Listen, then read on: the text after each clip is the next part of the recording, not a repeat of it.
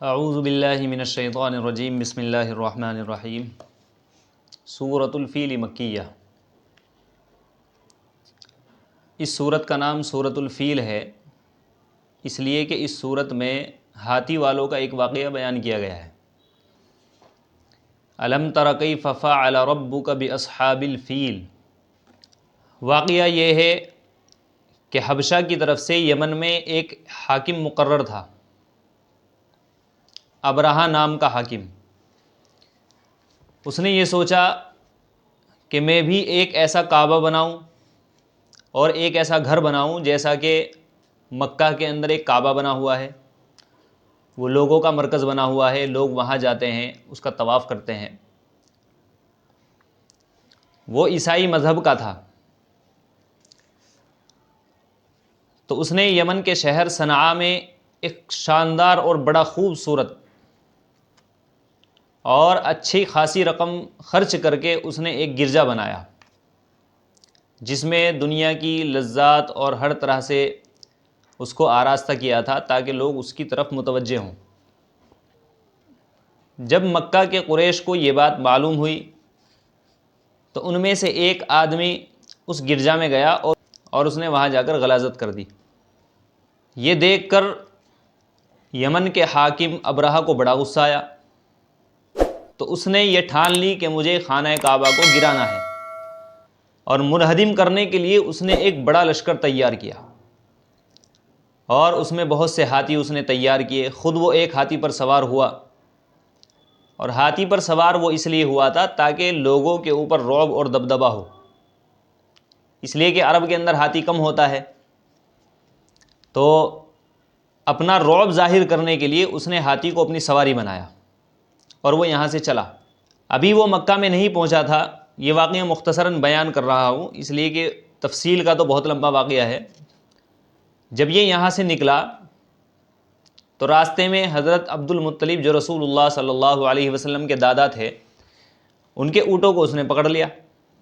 عبد المطلب کو یہ بات پتہ چلی تو عبد المطلب اس کے پاس گئے اور اس سے جا کر اپنے اونٹوں کا مطالبہ کیا۔ اس نے کہا، میں تو یہ سمجھتا تھا کہ تم بڑے ہوشیار آدمی ہو، بڑے عقل مند آدمی ہو، تم آؤ گے اور آ کر یہ کہو گے کہ خانہ کعبہ کے اوپر چڑھائی مت کرو، اسے منہدم مت کرو، لیکن تم تو اپنے اونٹوں کا مطالبہ کرنے آئے ہو۔ تو عبد المطلب نے یہ کہا کہ دیکھو، اونٹ میرے ہیں، میں اونٹوں کا مالک ہوں، اس لیے میں ان کا مطالبہ کر رہا ہوں، اور خانہ کعبہ یہ اللہ کا گھر ہے، اللہ خود اس کی حفاظت فرمائے گا۔ چنانچہ ابرہہ نے یہ کہا کہ جو میرے راستے میں آئے گا اسے قتل کر دیا جائے گا، اور جو مقابل نہیں بنے گا اسے چھوڑ دیا جائے گا۔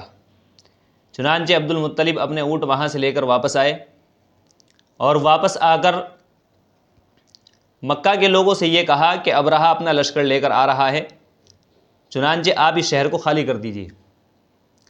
تو عبد المطلب نے اور مکہ کے کچھ سرداروں نے خانہ کعبہ کا پردہ پکڑ کے اللہ تبارک و تعالیٰ سے دعا فرمائی کہ اے اللہ، یہ تیرا گھر ہے، اس کی حفاظت کرنا تیری ذمہ داری ہے، لہذا آپ اس کی خود حفاظت فرما لیجئے۔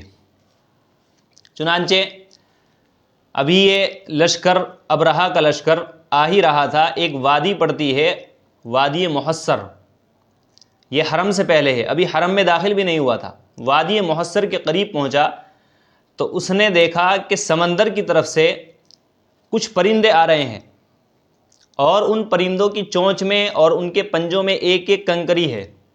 ان پرندوں نے آ کر ان کے اوپر وہ کنکریاں برسائی۔ وہ کنکری ایسی تھی کہ جب کسی کے سر میں لگتی تھی تو وہ بالکل گولی کا کام کرتی تھی، سر میں اوپر سے لگتی اور وہ نیچے سے نکل جاتی، اور پھر وہ جانور جس کے اوپر سوار ہوتا تھا آدمی، اس جانور اور سواری کے اندر اتر کر وہ اس کو بھی ہلاک کر دیا کرتی تھی، اور ایک زہریلا مادہ انسان کے اندر اور جانور کے اندر چھوڑ دیا کرتی تھی۔ چنانچہ اللہ تبارک و تعالیٰ نے اپنی قدرت کاملہ سے اس چھوٹے سے پرندے کے ذریعے اپنے گھر کی حفاظت فرمائی، خانہ کعبہ محفوظ رہا، اور ابرہہ کا پورا لشکر تباہ و برباد ہو گیا۔ اور بعض لوگ تو وہیں مر گئے، کچھ لوگ جو جان بچا کر نکل گئے تھے وہ بعد میں بڑی تکلیفوں میں زندگی گزار کر وہ بھی اس دنیا سے چل بسے۔ یہ واقعہ رسول اللہ صلی اللہ علیہ وسلم کی پیدائش سے تقریباً 50 دن پہلے کا تقریباً 50 دن پہلے کا ہے۔ واقعہ بیان کیا ہے، دیکھیے اللہ تعالیٰ فرماتے ہیں الم ترا، کیا آپ نے نہیں دیکھا، کیف فعل، کیسا کیا، ربک، آپ کے رب نے، باصحاب الفیل، ہاتھی والوں کے ساتھ۔ کیا آپ نے نہیں دیکھا کہ آپ کے رب نے ہاتھی والوں کے ساتھ کیا معاملہ کیا؟ دیکھیے جب یہ واقعہ پیش آیا تو اس وقت اللہ کے نبی اس دنیا میں موجود نہیں تھے، آپ کی پیدائش سے تقریباً 50 دن پہلے یہ واقعہ پیش آیا، لیکن اللہ تعالیٰ پھر بھی یہ فرما رہے ہیں کہ آپ نے نہیں دیکھا، حالانکہ آپ تو اس وقت موجود ہی نہیں تھے، آپ دیکھتے کیسے؟ تو یہاں اصل میں دیکھنے کی جو تعبیر استعمال کی گئی ہے وہ اس لیے کیونکہ وہ واقعہ ہر شخص کی زبان پر رٹا ہوا تھا، ہر شخص اس واقعے سے واقف تھا، جانتا تھا کہ یہ واقعہ پیش آیا ہے، اور بعض مرتبہ علم کو بھی رویت سے تعبیر کر دیتے ہیں۔ کیا آپ نے نہیں دیکھا کہ آپ کے رب نے ہاتھی والوں کے ساتھ کیا معاملہ کیا؟ آگے اسی واقعے کو بیان کیا گیا ہے کہ اللہ تبارک و تعالیٰ نے ان کے ساتھ کیا معاملہ کیا۔ الم یجعل، کیا نہیں کر دیا، کیدہم، ان کی تدبیر کو، ان کی چال کو، فی تضلیل، غلط، کیا اللہ نے ان کی چال کو غلط نہیں کر دیا؟ یعنی وہ چال جو ابرہہ نے چلی تھی کہ میں کعبہ کو ڈھا دوں گا اور کعبہ کو منہدم کر دوں گا اور پھر لوگوں کو اپنے گرجا کی طرف متوجہ کروں گا، اللہ تبارک و تعالیٰ نے اس کی چال اسی کے اوپر الٹ دی اور وہ تباہ و برباد ہو گیا۔ وَأَرْسَلَ عَلَيْهِمْ طَيْرًا أَبَابِيلَ، وَأَرْسَلَ عَلَيْهِمْ، اور ان پر بھیجے، طیرن، پرندے، ابابیل، غول کے غول، جھنڈ کے جھنڈ، اور ان پر جھنڈ کے جھنڈ پرندے بھیجے۔ یہ اللہ تبارک و تعالیٰ نے اپنی قدرت کاملہ سے ان لوگوں کو ہلاک کرنے کی ایک تدبیر بنائی۔ ایک تدبیر ان کی تھی، ایک تدبیر اللہ تعالیٰ کی تھی۔ وَمَكَرُوا وَمَكَرَ اللَّهُ، انہوں نے بھی تدبیر کی اور اللہ نے بھی تدبیر کی، لیکن اللہ کی تدبیر سب سے بہترین تدبیر ہوتی ہے۔ وَاللَّهُ خَيْرُ الْمَاكِرِينَ، اللہ بہترین تدبیر کرنے والا ہے۔ ابابیل کے معنی ہے غول کے غول، یعنی جھنڈ کے جھنڈ، یہ جمع ہے، اس کا کوئی مفرد استعمال نہیں ہوتا۔ ابابیل یہ کون سا پرندہ ہے؟ بہت سے لوگ یہ کہتے ہیں کہ ابابیل ایک پرندہ ہے جسے ہماری زبان میں غالباً ٹھوک بڑیا کہتے ہیں، حالانکہ وہ پرندہ وہ نہیں ہے جس کا ذکر قرآن کریم میں کیا گیا ہے، یہ تو الگ ہی پرندہ تھا۔ اس کے بارے میں تو مفسرین نے لکھا ہے کہ یہ کبوتر سے کچھ چھوٹا تھا، ہرے رنگ کا تھا، اور ایسا پرندہ کبھی نہیں دیکھا گیا۔ یہ اللہ تبارک و تعالیٰ نے الگ ہی پرندے ان کی تباہی اور بربادی کے لیے بھیجے تھے۔ ترمیہم بحجارۃ من سجیل، ترمیہم، وہ ان پر پھینکتے تھے یا مارتے تھے، بحجارۃ، پتھر سے، من سجیل، کنکر کے، وہ ان کو کنکر کے پتھر سے مارتے تھے۔ یعنی ہر پرندے کے پاس تین کنکریاں تھی، یعنی 3 گولیاں تھی، ایک چونچ میں اور 2 پنجوں میں۔ فجعلہم کعصف مأکول، فجعلہم، تو اللہ نے ان کو بنا دیا، کعصف، بھوسے کی طرح، مأکول، کھائے ہوئے، تو اللہ نے ان کو کھائے ہوئے بھوسے کی طرح بنا دیا۔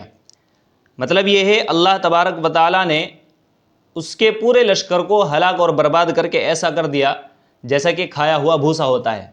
اولاً تو جو بھوسا ہوتا ہے اس کی حیثیت ہی کیا ہوتی ہے، وہ چھوٹے چھوٹے تنکے ہوتے ہیں، اور اگر اس کو جانور کھا لے تو اس کی حالت وہ بھی باقی نہیں رہتی جو کھانے سے پہلے تھی۔ تو اللہ تبارک و تعالیٰ نے ان کو کھائے ہوئے بھوسے کی طرح بنا دیا۔